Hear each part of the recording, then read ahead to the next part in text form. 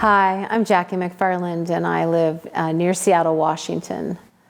My journey began after I fell and hit my head on a soap dish in a shower. So began the headaches and the pain and the discomfort, which soon turned into a movement disorder called dystonia. I had 3 kids at home, and they would find me.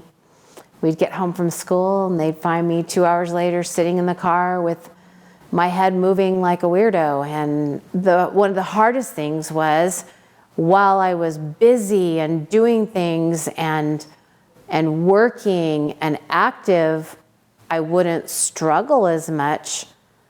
But the moment I slowed down, the moment I tried to rest, the moment I tried to go to bed at night, the movement just overtook me. And I couldn't find any rest. So I suppose I could have chosen the option of just, moving 24/7, but then that's no quality of life. And so I started looking for answers to what was going on with me and what I could do. Went to my doctor, and he said, "Wow, I don't know. Let me send you to a neurologist." So I went to a neurologist, and someone had told me, I can't remember who, that my symptoms were very similar or probably were dystonia. So when I went to see the neurologist said, yes, it seems very much like dystonia, but it really isn't, because it didn't fit within their guidelines of what dystonia was. And so they diagnosed me with what they called a functional disorder, and that I needed to go to counseling and possibly go to physical therapy. That seemed crazy to me because I have already done counseling. I've already dealt with any traumas in my life. But I went ahead and tried it. And the same physical therapist that I had seen before I went to the neurologist, when I went back to her, she just said, there's something more going on. This is not the way you're moving, and what's happening this is just not, they've not given you the right diagnosis. So I began searching for other ways to help me. My movement got so bad that my life kind of stopped. I was having a hard time being a wife and a hard time being a mother. So I decided that I needed to pursue some other things and not give up and not accept that diagnosis. So the same physical therapist had told me about Northwest Functional Neurology. So I found Northwest Functional Neurology, and the same day that I had to make the decision whether to go to the physical therapist that this neurologist wanted to send me to, or to come to Northwest Functional Neurology, I made the very hard decision to step outside of traditional medicine that our insurance wants to pay for and everyone wants to say is what's right and the norm, and come to Northwest Functional Neurology. And at that point, my life was changed for the better. They tested me and were able to talk to me about the things that were going on in my brain, and that just finally resonated with me, that someone was hearing me, someone was not telling me that I was crazy, someone was validating me that there's a reason in my brain that my body was doing what it was doing, and that there was hope. There was hope that I could return to a better quality of life. So there's not a cure for dystonia. It's not something that's gonna magically disappear and not be part of my life anymore. I liked that they were very honest with me, that dystonia does not have a cure, and that I wasn't gonna walk away all better for the rest of my life, that it wasn't gonna be a pill that was gonna fix things. So I booked a 5-day intensive training and came down, and yes, it was tiring and it was hard. And the first day I left feeling a little defeated because I thought I was just going to feel better after the first day.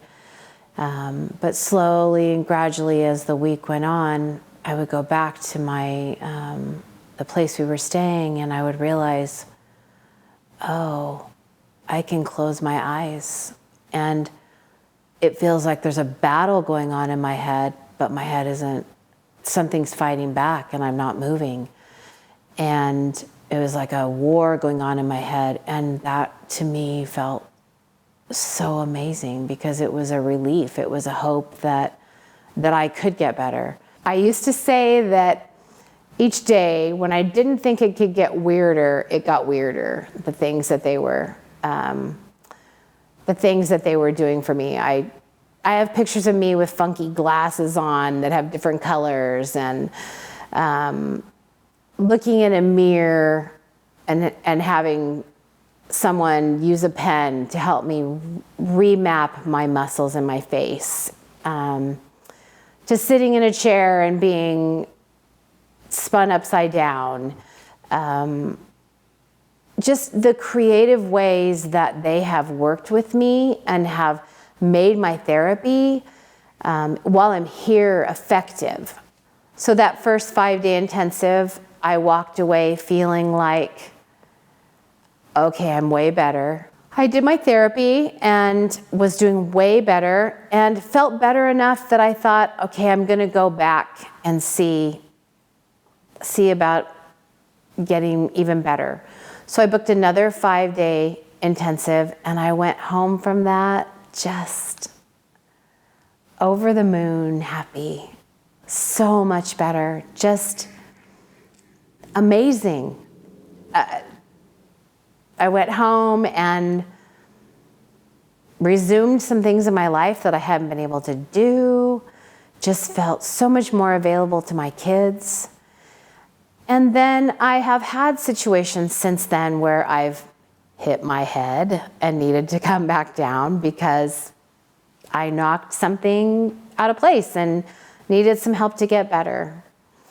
And today I'm back because I need a little bit of help. I've had COVID, I've had the flu, and I think that just probably taxed my body and taxed my system a little bit more than the dystonia was able to handle, and my system is a little overtaxed. So I'm here today to just have a checkup and to look at my therapy. And even since I walked in the door this morning, I just took a short nap in the patient room here. And even since I walked in the door this morning, I was able to take that nap without my head moving. So I know that although I may not need to come back here for a long time, I have this resource available to me, and it's available to me to keep the quality of my life where I want it to be. And I'm just amazed. They really are brilliant. I mean, that's what I tell people, that the doctors here are brilliant and are able to look at the whole piece of what I'm struggling with and kind of figure it out. So today, even though my testing, a lot of it looked really good, Dr. Nick has already been able to find the things that need to be addressed, and they're being addressed, and I'm gonna go home ready to start back again. The thing that was hard was taking the time to know that my getting better and that my health was worth the sacrifice that my family made. Someone else had to watch my kids. Someone else had to come here and stay with me. Someone else had to drive me. But to know that that in the long run, all those things would be worth the time that I was taking. And they have been. They have been.